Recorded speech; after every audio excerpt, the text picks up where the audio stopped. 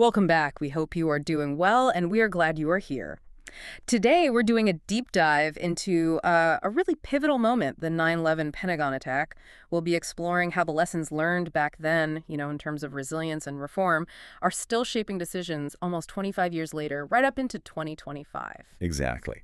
Our mission today is to sort of uncover how some unexpected factors actually mitigated the disaster on that day, and importantly, how that foresight, maybe accidental foresight in some ways, is now driving these essential updates in security and safety. Yeah. Really offers some valuable insights into preparedness for you. Okay, so let's set the scene first. September 11th, 2001, it's 9:37 a.m., and American Airlines Flight 77 hits the western side of the Pentagon.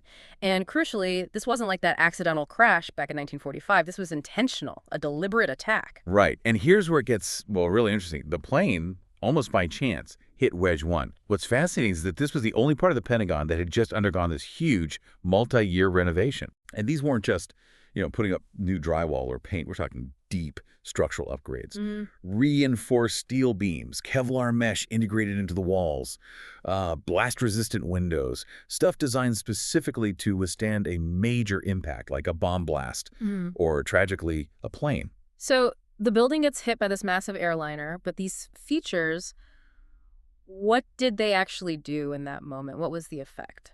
Well, they made a profound difference. They significantly slowed down the structural collapse. Instead of the floors pancaking almost immediately, which you might expect, the structure held up for nearly an hour. An hour. Wow. Yes, almost 60 minutes. And that delay, that was absolutely critical. It wasn't just about the building itself. It gave hundreds of people inside vital time to get out. And it also gave first responders a window to start assessing, planning, and acting more effectively. That's incredible. You have this deliberate engineering foresight playing such a huge role, but connecting this to the bigger picture, wasn't there something else? Another factor that sort of lessened the impact? Absolutely. You're right. Beyond just the structural strength, Wedge 1 wasn't fully occupied yet. Yeah. Renovation was done, but many of the offices were still empty. People hadn't moved back in entirely. Oh. So fewer desks were filled, fewer people were actually in that specific zone when the plane hit. Now, don't get me wrong, the loss of 189 lives was absolutely tragic, a horrific loss. But that lower occupancy rate meant the number of casualties, as terrible as it was, could have been significantly higher. It's a stark reminder of these sort of invisible factors. So the building strength and partly just timing or chance with the occupancy, what's the fundamental lesson here about being prepared? What does this really tell us? I think the profound lesson is that resilience isn't just about being brave after something awful happens. It's so much about the deliberate thought, the planning, the preparation beforehand. You see how architecture, careful planning, even that bit of chance with the occupancy, they all intertwine to shape the scale of the tragedy. It shows how these seemingly small, proactive choices can have just monumental, life-saving consequences down the line. Okay, so given that lesson, that foresight is key. How has the Pentagon itself tried to, institutionalize that? How are they applying these lessons almost a quarter century later? Are they still relevant today? Oh, absolutely. That's a really important question. The lessons are definitely still shaping things. We're seeing continuous adaptation. For example, there's a major overhaul underway right now for the risk management framework. Okay, what does that mean practically? Well, it means moving away from just like static checklists you look at once a year. It's about shifting to continuous real-time security assessments, dynamic threat analysis, basically constantly testing digital defenses, much like Wedge 1's physical structure was designed to absorb impact. Right, proactive, not reactive. Yeah. And what about beyond the digital side, physical or strategic shifts? Definitely. The Army's undertaking a huge restructuring. They're cutting commands that might be redundant, trying to streamline operations, and at the same time investing heavily in modern capabilities. Things like advanced missile defense, sophisticated drones, electronic warfare systems. It's about being leaner, faster, and frankly, technologically superior. And we're also hearing about a big software modernization push. How does scaling up cloud systems or speeding up getting new tools out there connect back to a physical attack like 9/11?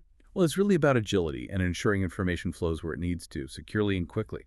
Preventing digital blind spots is just as critical as reinforcing physical walls. Right. Rapid software updates, reliable cloud systems, they ensure seamless communication and data access, which is vital in any crisis, whether it's physical or cyber, and, tragically relevant after that deadly collision involving 2 Army helicopters near Fort Campbell earlier this year. Yeah, that was awful. Exactly. Lawmakers are now really pushing the Pentagon to adopt modern aviation safety systems, especially for helicopters flying in dense airspace like around Washington, D.C., and fixing broken emergency hotlines.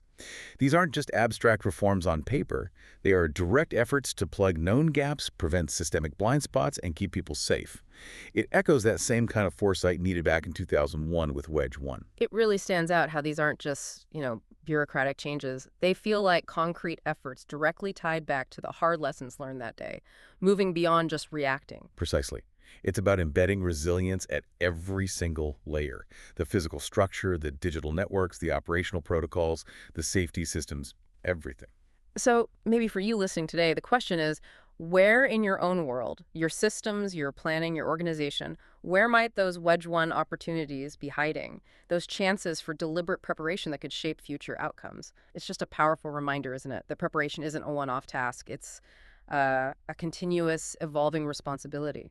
Absolutely. And on this anniversary, as we remember and honor everyone lost at the Pentagon, in New York and in Pennsylvania, we also carry that profound responsibility to learn, to adapt, and to keep preparing for whatever challenges tomorrow might bring. Well said. Thanks for joining us today for this deep dive. Please, if you enjoyed this content, like and subscribe. It really helps our YouTube channel keep on growing. We are Headline to Heartline, your podcast. Stay safe, and we'll see you in the next episode.